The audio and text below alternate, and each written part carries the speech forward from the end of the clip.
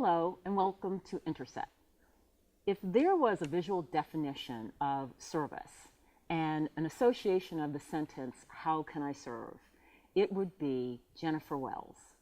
Thank you, Jennifer, for being with me today. Thank you so much for having me here. This is a great conversation that I've been wanting to have with you for a while about the many, many, many things you do and the service that you provide for not only the state, but for the community of Huntington. And I want to start off by asking you a little bit about, or having you describe to us, your role as Youth Development Director for West Virginia Healthy Kids and Family Coalition, plus Our Children, Our Future campaign, which is a whole mouthful. It is a mouthful, and it's sometimes too much for me, so thank you so much for getting that out. I am newly minted as the Youth Development Director, and it goes back to the mission of not only West Virginia Healthy Kids and Families, but the Our Children, Our Future campaign, which the mission and vision is to end poverty in West Virginia. And it is to empower and it is to uplift women, families, and children. In the midst of the work, and it does a lot of work on the campaign side when it comes to policy advocacy, building issues, building community leaders, developing them. It came around in conversation. We are kids and families is what we love to say. We don't work with kids and families. We are the families of West Virginia that need uplifting and empowerment. But then we realized there were no youth at the table. And so there was a concerted effort made to build a youth movement within the campaign. And it started at universities around the state, Marshall and WVU, yes, Marshall first, and West Virginia being one of the first campuses, and Wesleyan as well, being one of the first campuses that housed and hosted a student chapter. And from that beginning, it grew into the high schools, and then I came on board, and my passion is youth. I have a history as a social worker working with at-risk youth in West Virginia. And that's a great segue, because that was going to be my next question to you. I know you have a master's degree in social work with a core competency in organizational community building type skills. So is that what led you to this, and is that a passion that you can point to perhaps in your younger years? Why that direction? Why that path? So it is absolutely a passion. It is absolutely something that gets my heart and my blood pumping, and why ever work in a field that does not do that for you? So that was the impetus. Working as a social worker with direct care and direct case management, I was putting Band-Aids on a lot of social issues that my families were facing, and it was comprehensive. If you were helping the child, which is, I always saw myself as a helper. If I was helping the child, mom, dad, grandma, aunt, uncle also probably needed some help.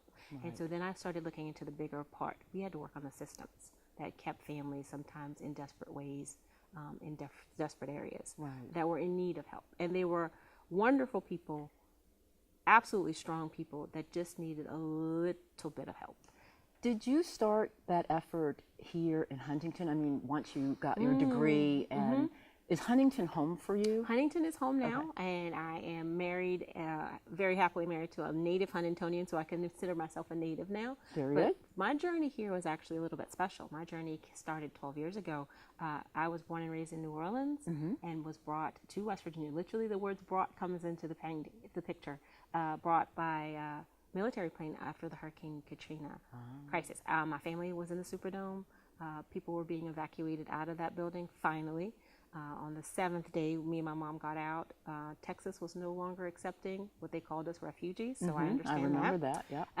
And then Governor Manchin said, open the doors, bring the people that need to have a home here. And the way things worked out between my mother's health and fog that kept us from landing at Yeager Airport, we landed at Tri-State and we were brought to Huntington. My mom at Cabell Huntington Hospital, who treated us beautifully while we were there. They were absolutely amazing. People of Huntington opened their arms to me and to my family, and were the warmth that we needed, particularly after that crisis. So were you still of, and I'm not fishing here, but were you still of high school age when that happened? No. I like that you thought that, but no. I actually was. I was crossing over that line to 30. Okay. So 12 years ago, I was crossing over to that 30-year mark, and still not quite sure of my purpose in life. The crisis and that situation and experience molded me.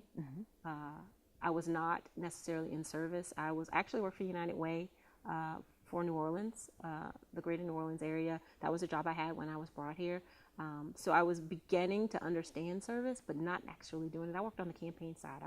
We planned the parties and the events, and I had a great time doing it. And I've I loved done that. it. It's great. I loved it. I loved it, and I still love it. But after that crisis, a new Jennifer was born. Okay. And from there was the warmth and the comfort and the people that served and helped us be okay.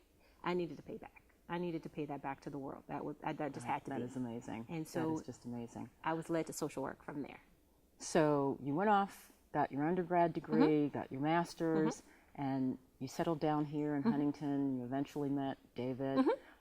We'll leave him out of this for the moment, but lucky you. Lucky me. Yes. And you turned your directions where in terms of town? So work-wise experience, so it started with this actual direct care with at-risk youth, working for Children's Home Society of West Virginia.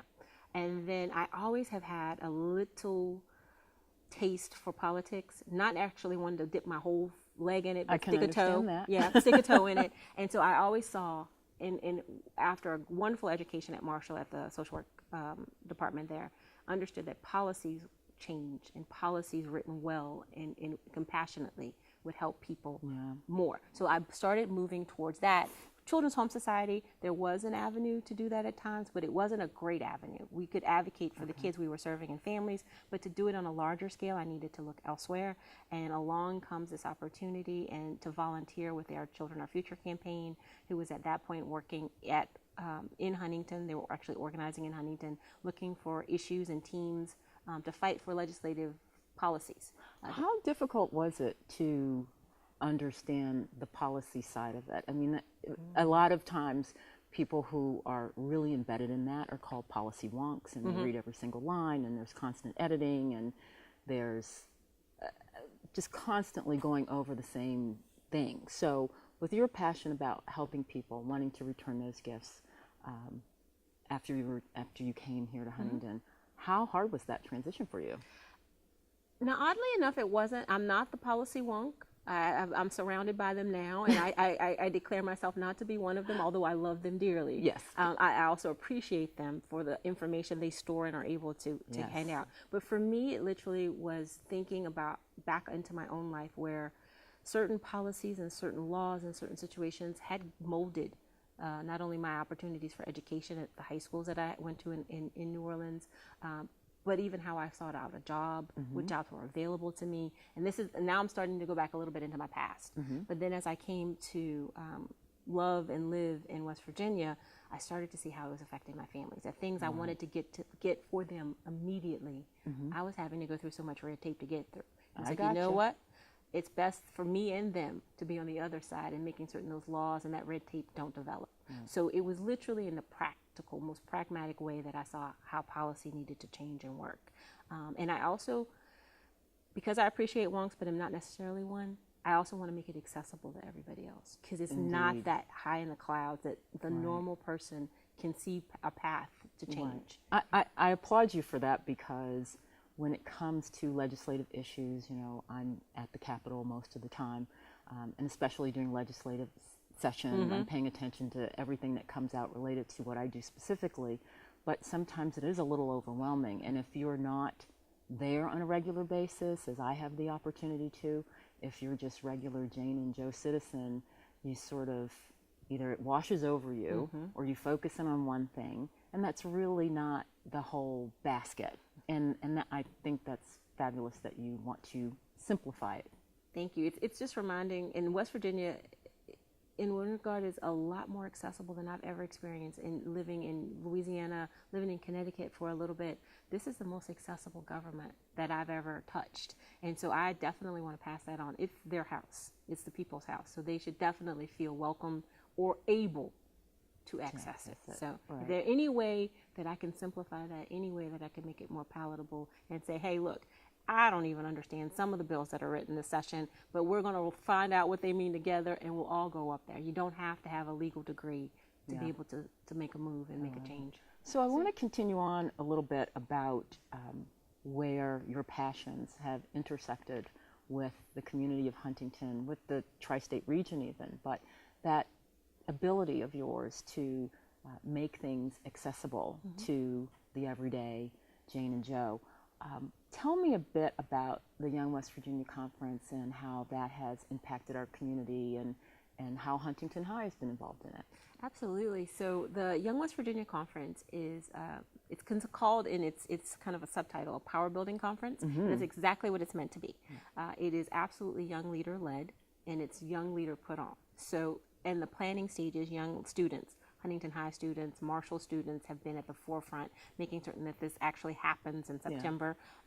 But they're also putting on all the workshops. When anyone comes, it's specifically a space and a safe space for young leaders to be. And to be all that they can be and all of their brightness and charm. But if there are adults that are there, they are actually seeing young women, young men in leadership roles. And that's the most important, to not only instill that within them, that they are a leader. And it doesn't, I don't know if they sometimes think that maybe it takes a lot, years of experience and years of education. No, you have it right now. And you could be making moves right now. And that's an opportunity that the conference offers them. What kind of workshops are offered? Oh, we have a wide range because we don't dictate, even though the support of the organization is there definitely to shore them up. We don't dictate what they talk about. So you give the students sort of a framework and then say, here, have at it. Have at it. So we have workshops that range from fighting obesity, for dealing and talking about, honestly, the heroin and opioid epidemic in this community. And that is absolutely being put on by someone from Huntington, because we are so touched by that issue, to self-care, how to take care of yourself so that you can be strong and move on and continue fighting. We have an immigrations workshop that's taking place on how young leaders can be effective in this political climate with what is going on nationally and internationally. So bringing all of those issues back home. What I found since we've had this, and this is the second year that we've been in Huntington at Marshall, and we love it. Marshall's a superb host. I cannot preach that enough. And we brought kids from the Southern Coalfields in last year. They were a majority of our attendees.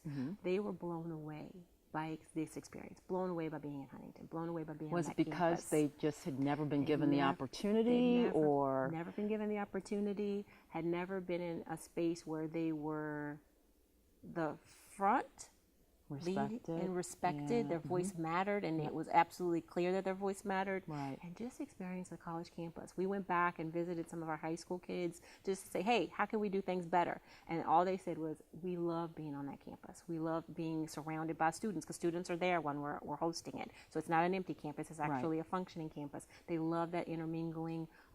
They absolutely adored Generation Huntington came in and did a networking event on a long day of workshops at the very end of the day. And we were a little nervous, saying, I don't know if they're going to have the energy. They completely woke up and perked up for that and absolutely knocked it out of the park. That was another thing that they wanted to see. They wanted to understand how they could enmesh themselves and blend into the professional world, a world they are soon going to enter. And so they wanted to feel it for the first time. We were blessed to have 2 chapters at Marshall that have started, that are working on issues, self-care. There was a Cabria James, Marshall student, started that particular chapter that focused more on the care and mental health of students, first-time college students, high school students, and has been mentoring and spreading that word out. So you're really seeing a difference in these students, even though this is just the second year. You're seeing that confidence builder and that engagement and the broadening of their perspective, which is an amazing thing.